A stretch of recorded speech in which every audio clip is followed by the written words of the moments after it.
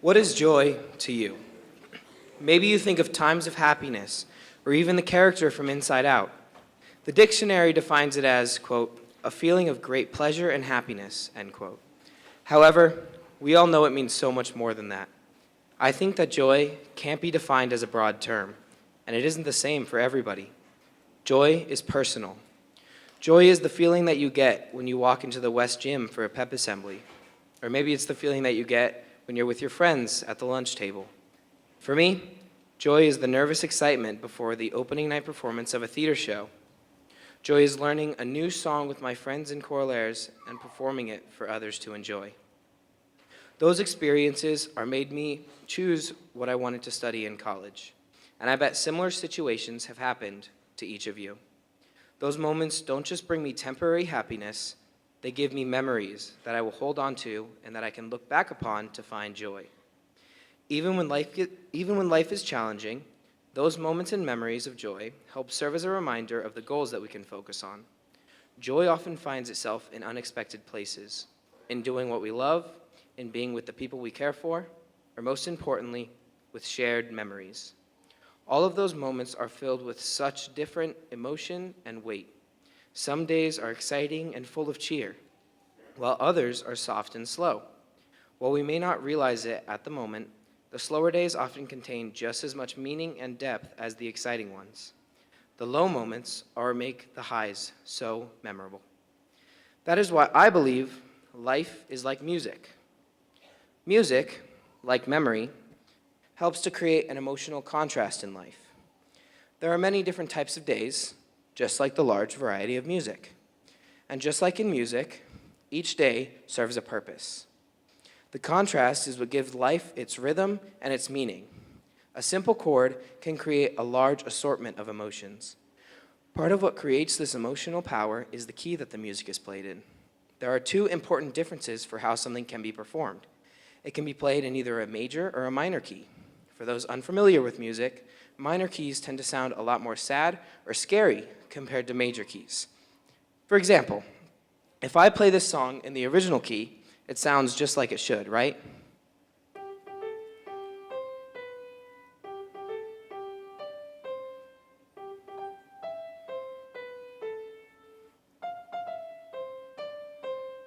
Sounds normal, right?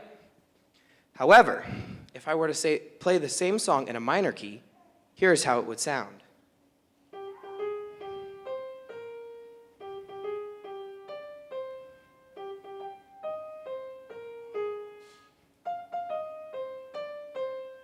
Do you hear the difference?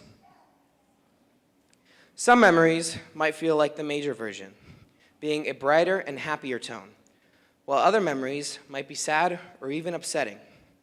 These emotions are carried through into how we act on an everyday basis.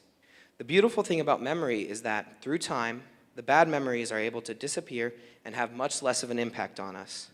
Just like a favorite song of yours, this school has given us moments that we will replay in our minds for years in the future. Flowing Wells will be one of those joyful memories. In the present, we may focus on the times that we failed a math test, or maybe you just weren't able to buy the snack you wanted at the vending machines.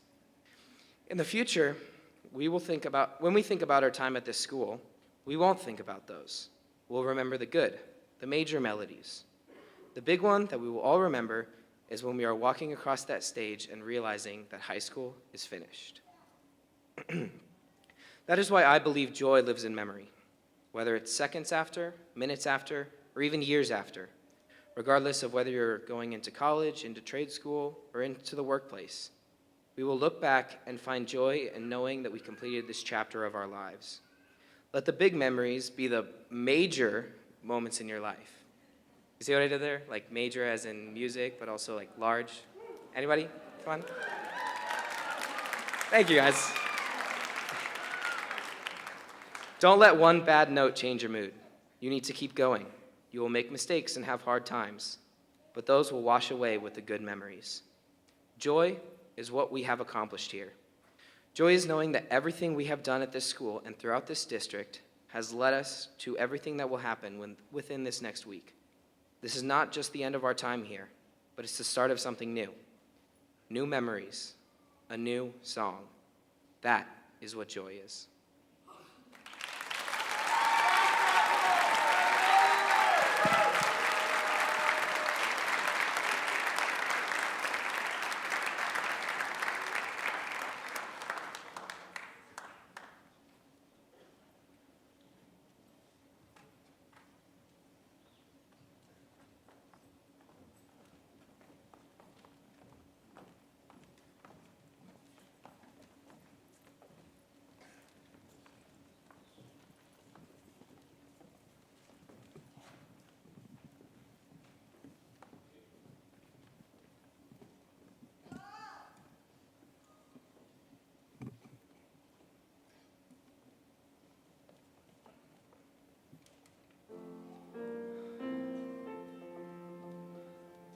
Blackbird singing in the dead of night, take these broken wings and learn to fly.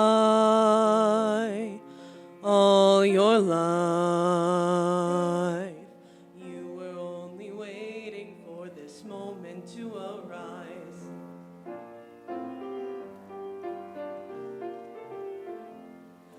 Blackbird singing in the dead of night, take these sunken nights and learn to see.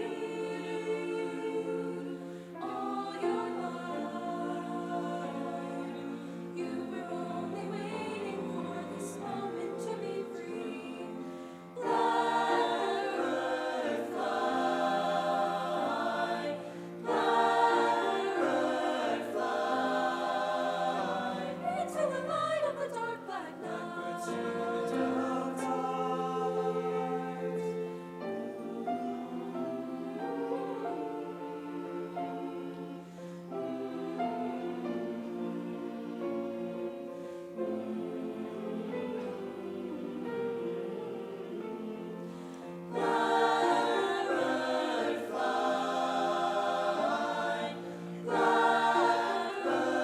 fly, into the light of the dark black night.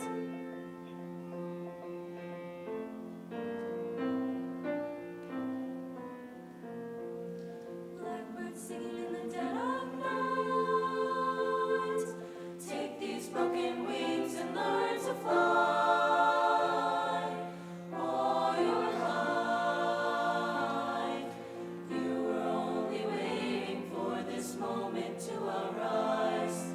You were only waiting for this moment to arise. You were only waiting for this moment to arise.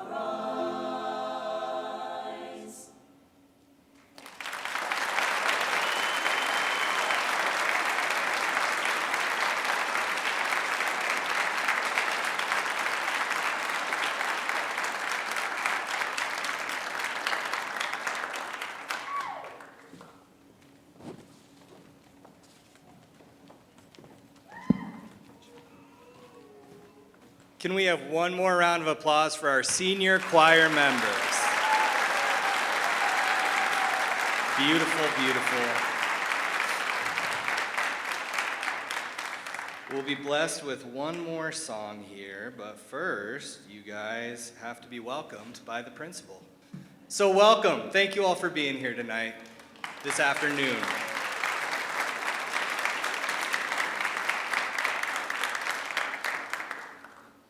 It's always really hard to describe this event to people and to tell our community members why they should come.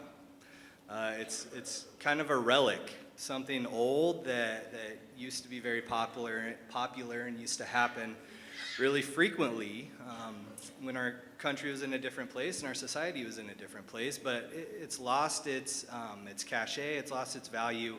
A lot of people don't really understand what a baccalaureate is or why a Sunday afternoon calm service would be a good use of their time as they're getting ready to just plan party after party and fireworks and fanfare and celebrate and just have fun for a couple of weeks straight. But I think that's what makes it really important. I think that's where the value is. What we're doing here today isn't celebrating our seniors. We're not cheering super duper duper loud. We don't have, flips and all of that stuff. But we're doing something that I find I don't have a lot of time for these days, and that is helping each other remember things. It's really important to take time to examine and to think about your memories, the experiences that have happened to you and around you that have made you who you are right at that moment. And that is one of the first things to go when we get distracted with our phones and with the news and with everything that's competing for our attention. So I believe it's really important and really valuable that we take time and that we take time together to not just think about and laugh about the things that have happened to us, but to appreciate them, to look at them closely, to listen to them, to really feel them inside of ourselves so that we can make sure the people we are going to be in the future don't get lost in all the hustle and bustle. Luckily, the experts have weighed in. They've discovered a new type of memory. Have you guys heard about this? It's pretty cutting edge science. There's been a new type of memory discovered, and I think it's helpful to explain what I'm talking about here. Mr. Cruz, if you could go ahead and play that clip, we'll see what the experts have to say about memories. Anyway, these are Riley's memories, and they're mostly happy, you'll notice, not to brag.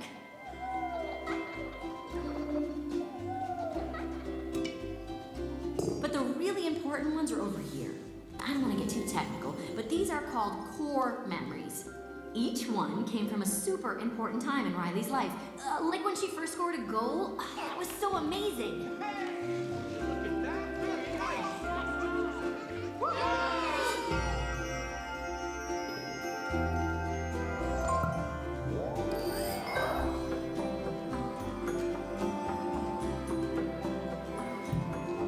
And each core memory powers a different aspect of Riley's personality. Like Hockey Island. Goofball Island is my personal favorite.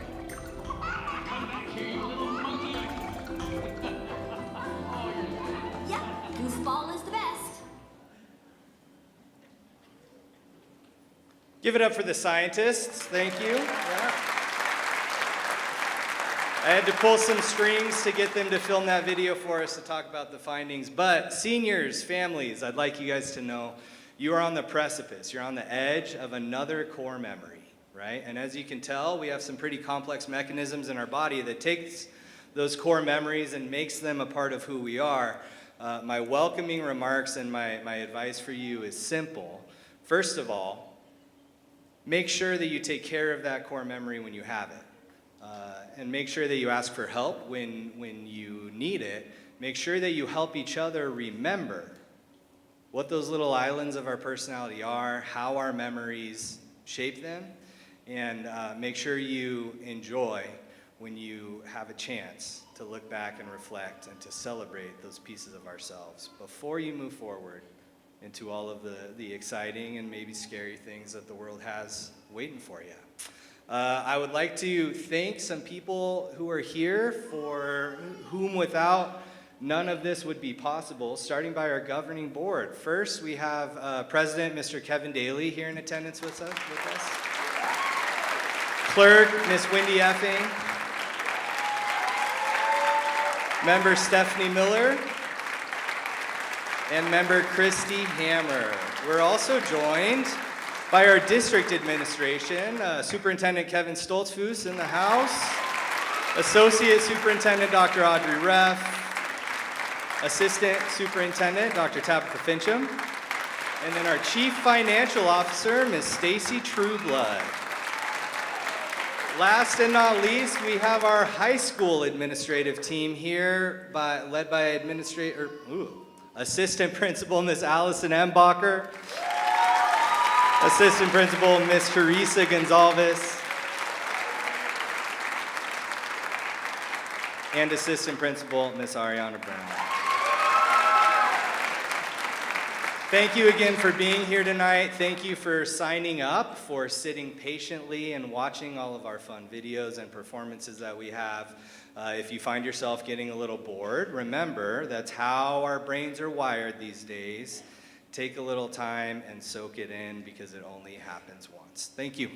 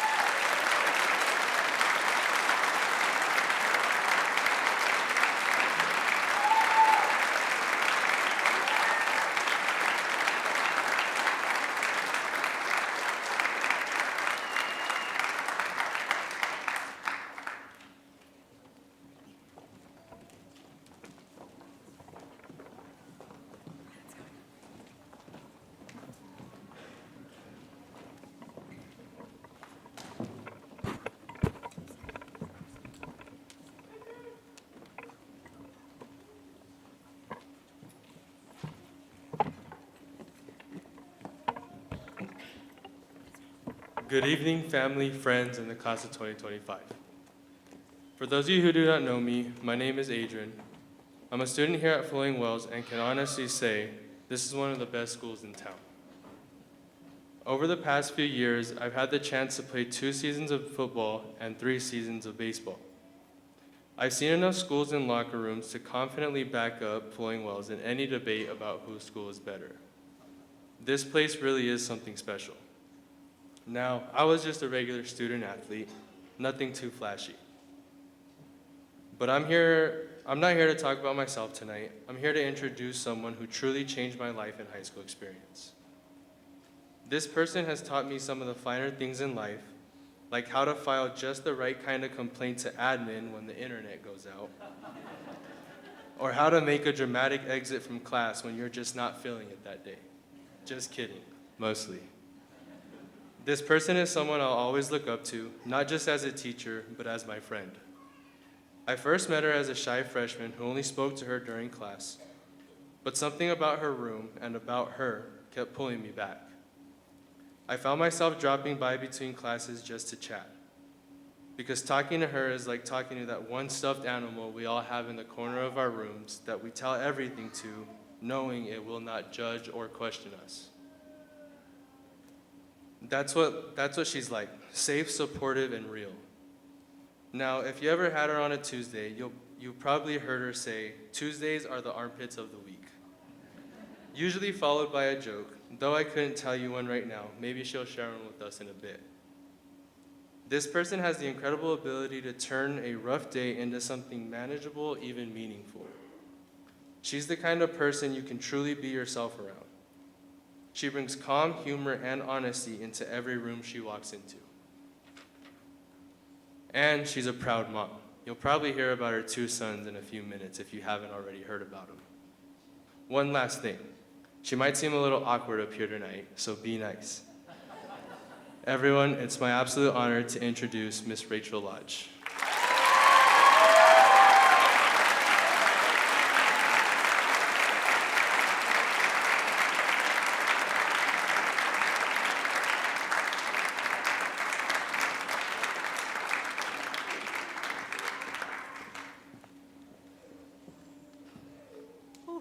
Oh man, thank you so much, Adrian. I was so honored to be asked to speak tonight. I was surprised when the principal says, I'd like to see you in my office later. Even as a teacher, it's really scary. But I'm glad, like, hearing that Adrian was gladly accepted the opportunity to, I don't know, do this, or the responsibility was even more of an honor. So thank you, Adrian. Okay, that's not even my speech. Okay, good afternoon, parents, families, friends, community members, Dr. Stoltzfus District Administration, Flowing Wells Governing Board, Mr. Thomas, and the high school admin team, teachers and staff from across the district, and most importantly, hello, congratulations to the class of 2025.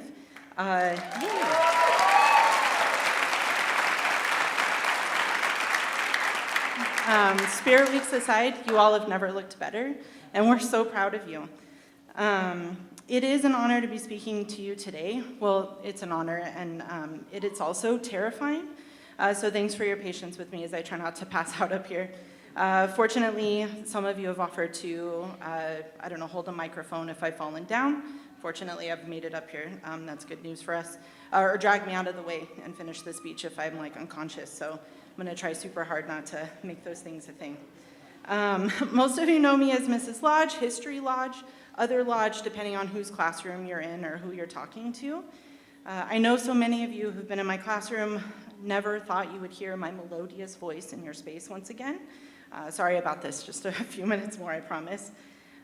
Next week completes the end of my 15th year of teaching here at Flowing Wells, and over the last 4 years, I've had the privilege of being part of so many of your journeys, either in world history, in psychology, on ambassadors' travels around the world, and for many of you, 2 or even all 3 of those things. And some of you have honestly just adopted me over the years for some reason. It's an honor to have been asked to speak to you today as we celebrate so many years of your hard work, effort, overcoming challenges and adversity of all kinds. You've come so far and have so much to be proud of. When Mr. Thomas asked me to do this, I had a really hard time figuring out what to say, where do I even start? How do I make this just not a cliche? And I think that being said, I have to start with something that's probably a cliche. I love this quote from Albus Dumbledore. In the Goblet of Fire, he says to Harry Potter, "It matters not what someone is born, but what they grow to be."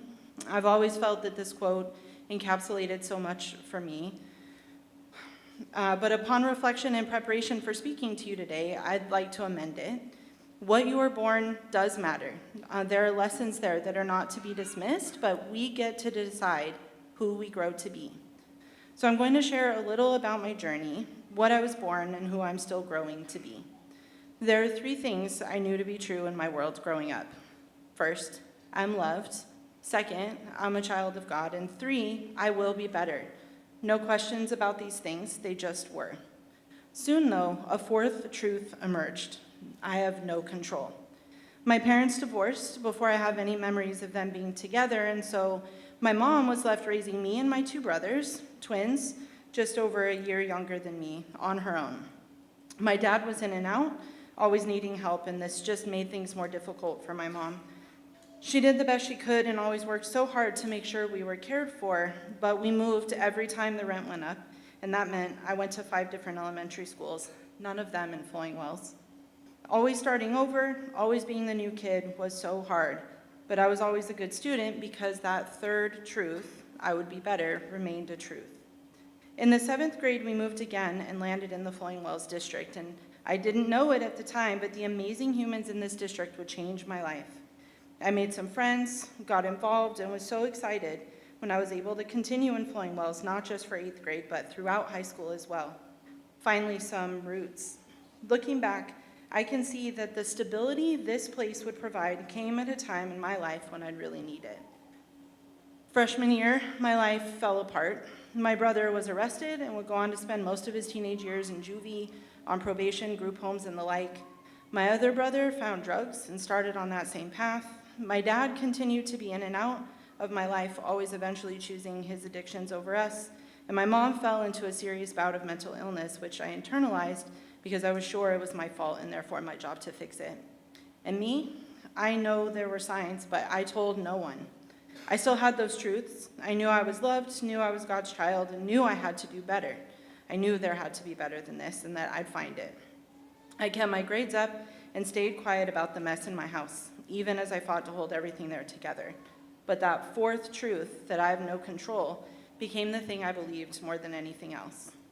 Senior year, I imploded. I was done. I was angry. I was tired. I was the kid in the principal's office every other week because my attendance was so bad. I had to take 7th hour to recover credits. I had to be the library aide because I couldn't be trusted with a free hour. I was a mess. Somehow, the Flowing Wells High School administration and staff rallied to help me make it across the stage for graduation. Over the next 10 years, I would go on a journey that would lead me back to Flowing Wells, where I realized as I studied to be a teacher that I was lifted up by the hard work, dedication, kindness, and above all, the love of teachers and principals who saw me, who showed me grace and kindness when I didn't ask for it or feel like I deserved it.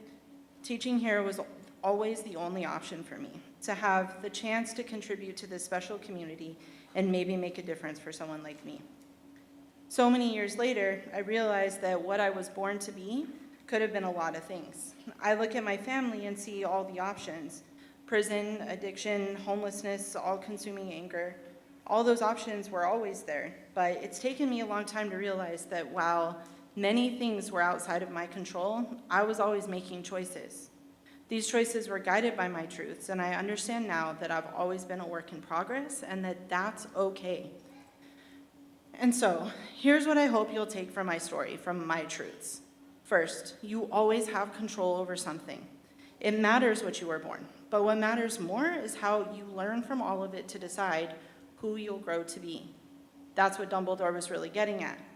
You've made so many choices that got you here. Easy ones and hard ones, right ones and wrong ones. You've faced hardship and adversity, and at every turn, you've been making choices. And here you are. Look at you. You've come so far. Never forget that you have so much more agency and control than you think you do. I forgot that for a while in my journey, and you will too. You'll feel like you can't catch a break. You'll make mistakes, and that's okay. No journey is a straight line. Learn what you can and move forward. Find your people and lean on them. And on the way, be kind to yourself about it. Remember, broken crayons still color. Second, never forget that you are loved by the family members sitting in this room who came to support you, by friends, by admirers you don't even know about, which as I say it sounds kind of creepy, but it's not how I mean it, and by teachers who have enjoyed your waves, high fives, pop-ins, out-of-pocket comments and jokes, your presence on campus for these last 4 years. You have shown so many times that you're capable of so much love, and so I encourage you to choose love. Life will give you reasons to be angry, to hate, to focus on the worst in people and in yourself. There are so many moments in my young life where I found myself consumed by anger. But when I really reflect, the most important moments have been the ones where I was the beneficiary of kindness and love when I didn't deserve it or see it coming. My senior year in high school, while I was imploding, my goal was to be invisible. My introverted nature combined with the rage I felt at all the awfulness in my home situation, and I resigned myself to that invisibility. I owned it. One morning I was in the library, slogging through a pile of books that needed to be put away. I was exhausted after a long night of work at my job, homework, work at home, the usual, you know this feeling, just going through the motions and passing time. When in walked Mr. Brunicat, our former principal and my teacher the previous 2 years, with his English class. As he walked into the library, he came directly for me, smiled, saw me, like actually looked at me, gave me a hug and said something like, "I'm so happy to see you. I didn't think you were here anymore. How are you?" That moment changed something for me. He saw me. I wasn't invisible after all. I told him about it many years later, and he had no memory of this moment. Just a quick interaction for him, but that moment of kindness made a huge difference for me. So many of you in the class of 2025 have done this for me over the last 4 years without even knowing it. I haven't said it enough, but you're such a special class. I really don't think I would have said yes to speaking to just any senior class. It's terrifying. We're almost there, I promise. You all are really something. As freshmen, you were the first class to come back in a normal way after COVID, and I didn't recognize it at the time, but I needed you. You came in that August in 2021, and you were here for it. You were ready to play, to share your lives with each other and with me, to be humans in my space. And over the course of these last 4 years, you've shown me kindnesses that you haven't even been aware of. Awkward waves in the hall, kind notes of appreciation and love, popping your head into my classroom, or pausing on your way into a neighboring classroom to ask about my kids, how the new freshmen are, whether I've shown fleas on rats yet. Stopping by my classroom pretty much every day since freshman year, Adrian, just to say hi and have a quick chat. Those moments have been everything. Remember that. A small moment, something you probably not thought much of, a moment of love and kindness can make all the difference for someone else. Finally, know that you have all the potential to be better. My people are here tonight, my husband and my boys, Dylan and Jake. If you've been in my class, you've heard a lot about these people. As a mom to those boys, it's crazy how much I want better for them. Opportunities, security, stability, all the things. And here's where you come in. The world is so big, and there's so much out there that's good and worth our time, energy, and attention. But there's also the stuff that's scary, angry, and ready to bring out the worst in us. In the study of history, we see this again and again, but whenever there are those periods of darkness, if we really look, we can see all these examples of kindness, generosity, sacrifice, and love. And when I think of you, class of 2025, I know that you are those bright spots. You get to go create the world and contribute to the world that my boys will become adults in. And honestly, I cannot think of a better reason to hope. And so graduates, as you consider all that's next, the journey that lies ahead, please remember what you were born. Take stock, look at it all, and decide how you'll use it to grow into who you're meant to be. You, I'm sure of it, are meant to be something good, and you deserve all the best. Congratulations, class of 2025.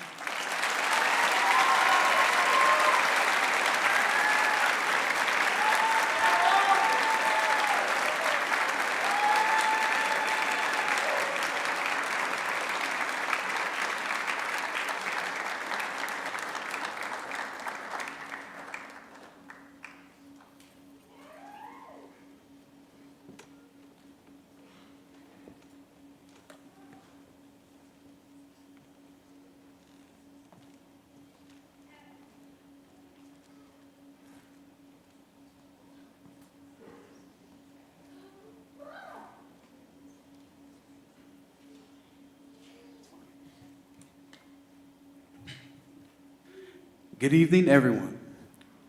I am here to speak about a very important person who has touched many lives, including mine. It is hard to imagine Mrs. Petra not being a part of the school anymore. I remember walking into Mrs. Petra's class my freshman year, feeling nervous, lost, worried. She had this way of making her class a welcoming spot where I could be myself. She was someone whom I could relate to and not feel left out because I felt like I was the only diabetic in the school. She showed me diabetes when it stopped me from doing the things I love. I love that everything she taught has something to do with life and not just school.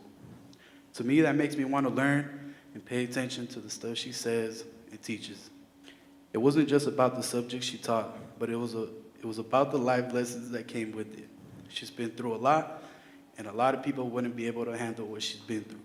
She didn't just teach us, but inspired us to be better every day. I could always count on Mrs. Petra to listen to me and about my problems or just life in general. She taught me many things, and always told me to keep going no matter what. Every time I listen to Mrs. Petra or see Mrs. Petra, it makes me want to be a stronger, better person because I could always rely on Mrs. Petra to make my days better. Even when I had my bad days, no matter how dumb I was, she made me feel like it would be okay. One of my favorite moments with Mrs. Petra was Saturday school. I will never forget those early mornings.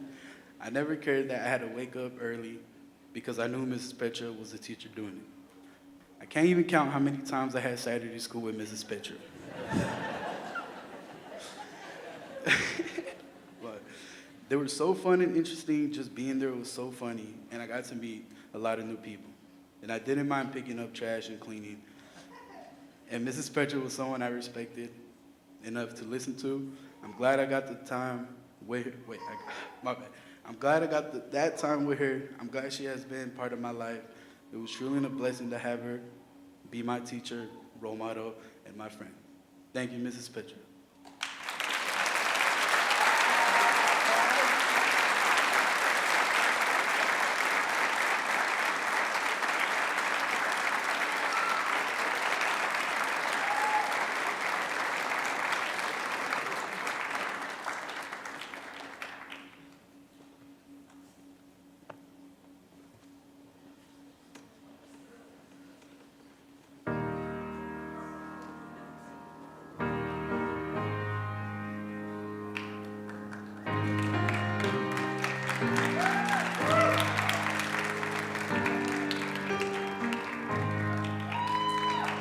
I wish somebody would've told me, babe.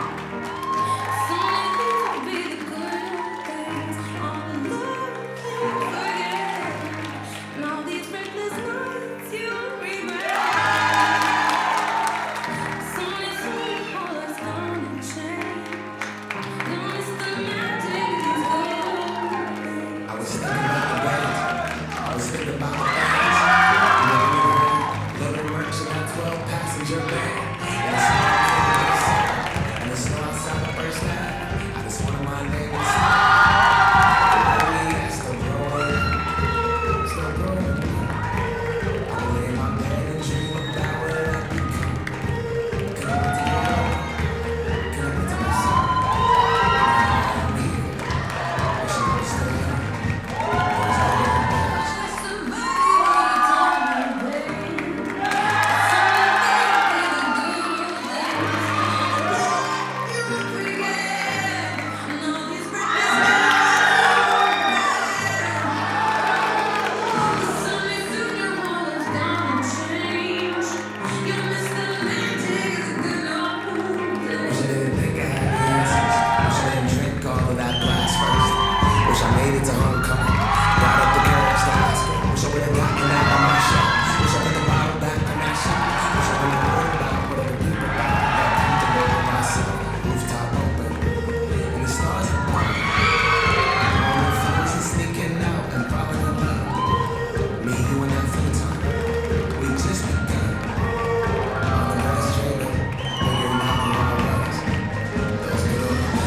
Somebody would've told me, babe.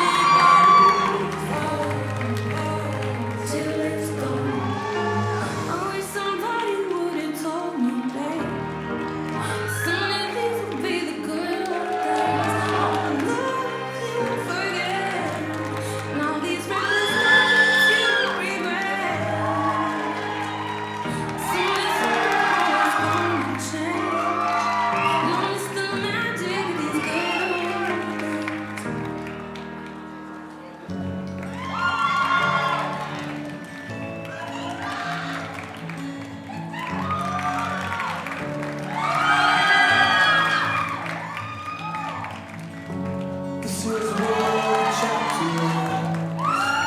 New one now begins. Time has come for letting go. Hardest part is when you know all of these years when we were here, all in there. But I'll always remember we had the time of our lives, and now the pages turn, the stories we would write. We have had the time of our lives, and I will not forget the faces left.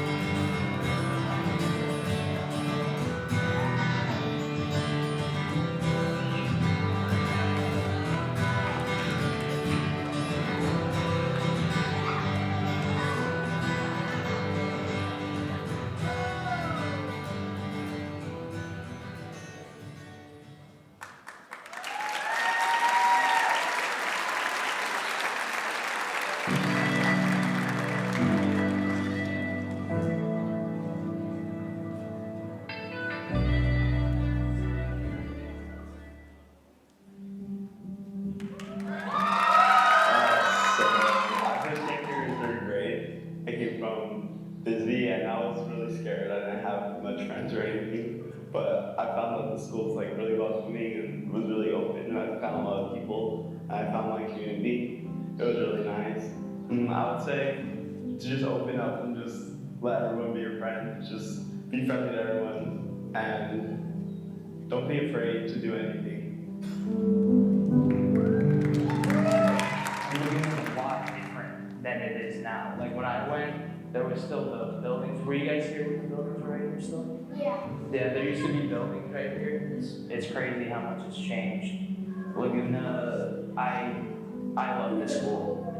There used to be like a little building right there. Yeah, it's crazy. It looks really nice out there. Like, my advice to you guys would be like any sort of dreams at all, just chase them, because you're gonna have teachers, staff members, they're gonna help you, they're gonna push you to capture your dreams. I went to the preschool before, and then I came here for kindergarten. And I went to Hendrix from kindergarten all the way to 6th grade. And yeah, then I went to the junior high, and then now I'm at the high school, and I'm about to graduate and go to college. Yeah, I love Hendrix. So you guys know Miss McCarthy? So her daughter is my best friend. And we grew up at Hendrix together because her mom teaches here, so she went here. And we just had, we're best friends. So I've had a best friend all the way since kindergarten. So that's like 13 years. I'm so sad to, of course, leave this family, but it also, I know I'll always have a family here at Flowing Wells, and I will always remember these times and remember that I will always have a family, not only like with my family because they've been through Flowing Wells, but also because I've just made so many connections, and I believe like everyone makes a landmark where you go to school, and I think I definitely will always remember my time here.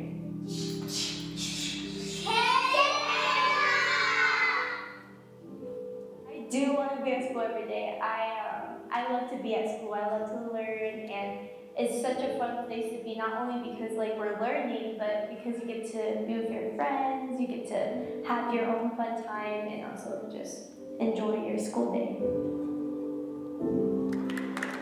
My biggest advice I would give my younger self and you guys is don't be afraid to try new things and don't be afraid to do things that maybe not everyone else is doing.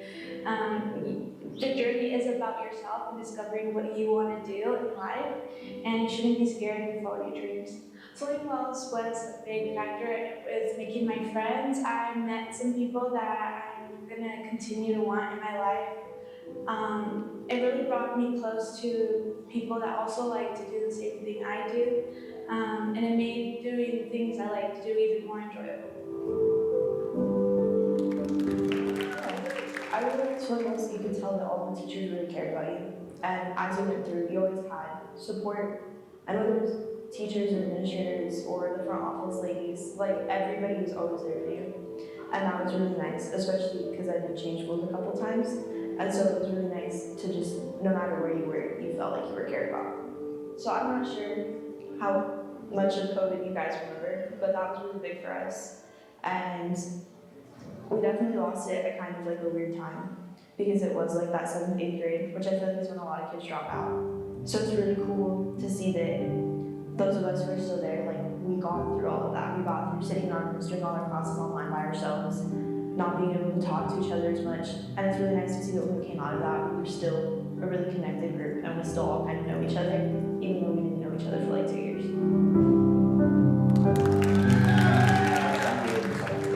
Everyone was really, really welcoming, and I think it kind of speaks on Floating Wells as a whole. We are a very welcoming and like just nice environment.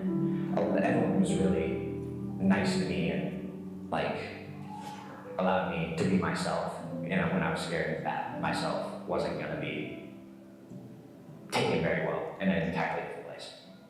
I think it's a very close-knit community. I don't think there are really those type of like cliques that you see in movies, like the jocks, the nerds. I have a friend who is number 7 in our school, so ranked number 7 out of every student in our grade, and he's like best friends with someone who's been on football all 4 years, in track, just like the most jock person you can think of. I still talk to a lot of people I met in middle school, like, because we all went to Floating Wells together. So we all still talk to each other, and then you make new friends from people who you just met there, and those friends, like, you find everywhere. Like, I have a best friend at the high school who also works with me at our job. So we get to hang out at school and out of school. But then it's not just the connections you make with students, you become best friends with your teachers. Like, I have my one teacher, Miss Reynolds. She has this saying that once you're her kid, you're always her kid. And she takes that to heart because anytime you need her, she's just a phone call away. And it's like the best part of having a connection with her. If you want to do something, do it. Like, there's always scary things within everything you do, but if you think you want to do it at the end, just try it at the beginning. Because it's always going to be scary when you first start because you have to learn, but once you've learned it and you're living it, it's the best thing you can do.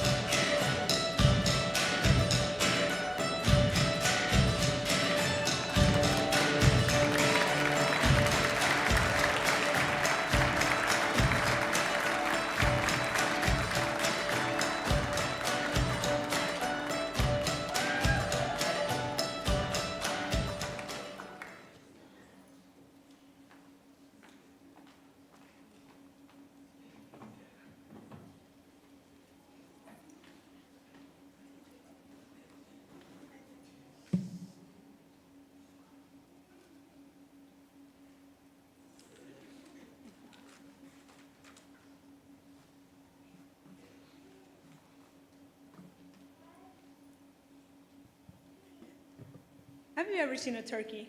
They're quite ugly and awkward, almost like a teenager who just began high school. However, unlike most teenagers, they never seem to really grow out of that awkward phase. I mean, we all know what turkeys are, right? Large, well-feathered birds that can be found both in the wild and domestically. With their gigantic, mid-sized beaks and lanky legs that often look too big for their bodies, they make an impression.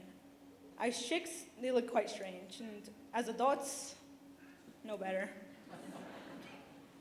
You'd think they'd grow into their widespread toes and sizable beaks, but they never quite do. Sometimes, even full-grown hens can embody a similar awkwardness. For example, let's take a look at Jessica. She's one of our sweetest birds, but look at her. Her fro's got no volume to it, she's missing fur on her neck, her beard looks dirty, and she always has that grumpy look on her face. However, regardless of their odd appearances, they still hold value. Something doesn't have to be perfect to be purposeful. Turkeys aren't useless just because they're strange looking. For many, they provide a great source of nutrition. And for others, such as myself, they're a passion project. A passion project that with hard work and dedication can turn a $40 bird into $1,500 of cold, hard cash. However, a big project like that is only able to succeed after many mistakes and even some failures. More than an opportunity to be a leader. Although it was all of those things. It turned into a lesson I won't ever forget. If you're gonna fail, fail like a turkey. Take your failures as something with purpose. What you make of that purpose is up to you. Let's begin 1 year ago. At the 2024 Pima County Fair, dust lingered in the air and the crowing of roosters and squawking of hens could be heard throughout the barns. And here I was, checking in with my large, white turkey, Miss Wobblebottom. As I stood in line holding Miss Wobblebottom while she tried to walk away to the other birds, I took the scenery in. This is what I'm waiting for all year, a chance to bring my project's effort to a close by auctioning my bird. However, I didn't get to sell my turkey. In my first year with this project, I'd been almost as clueless as my birds. Unbeknownst to me, there was a form needed to participate in the auction. It was released during a window of only a few hours, and I had completely missed that window because I didn't know about it.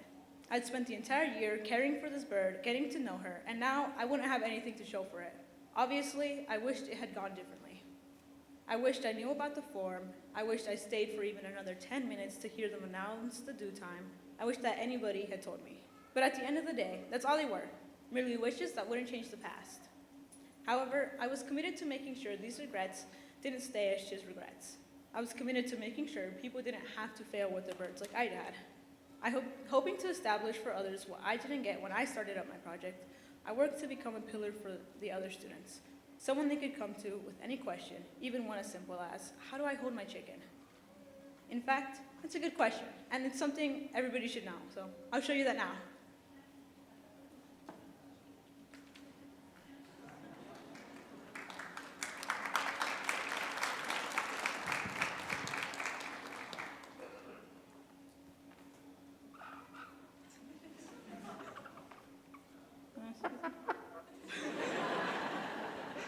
All right, everybody, hold your hand out just like this.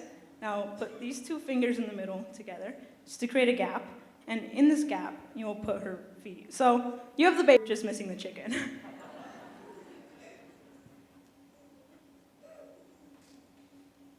And just like that, you're holding a chicken. Well, I am, but maybe one day you guys will get to.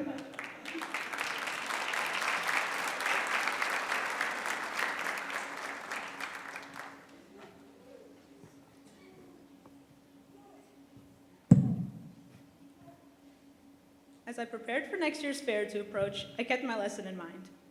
I made sure to be as present as possible with the other poetry students. As we waited for our showmanship to begin, I helped our other members study and prepare for their shows.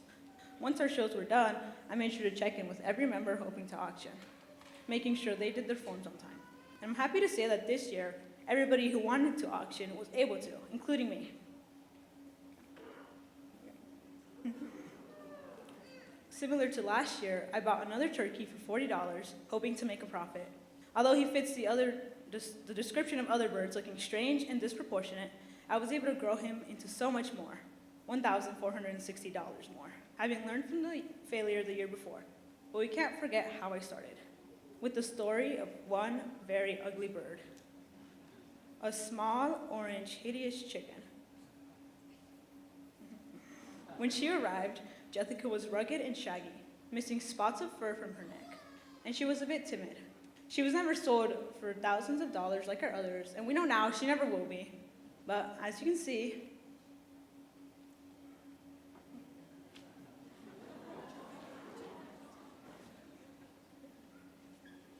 she's beautiful in all her weirdness.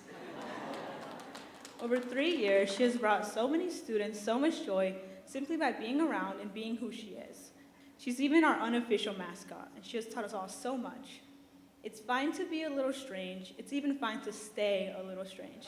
It's also fine to grow out of it. There's value and beauty in each of us. Sometimes we just can't see it until we fail first. And if you're going to fail, fail like our birds.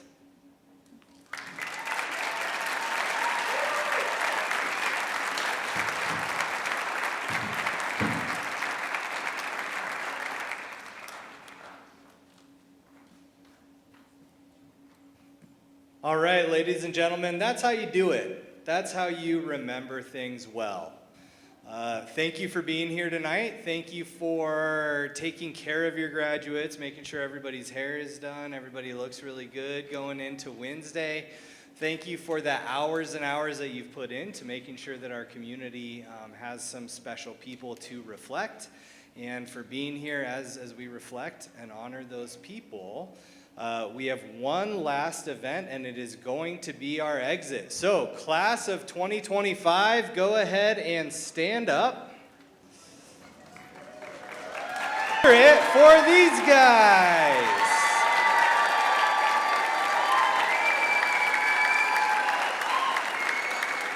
I don't know if you noticed, we practiced our entrance really quite a few times. It's really complicated, and we almost had a head-on collision here, but we had crisis averted when we came in. We are going to go out the same way that we came in. When the music starts, graduates, you can exit the auditorium.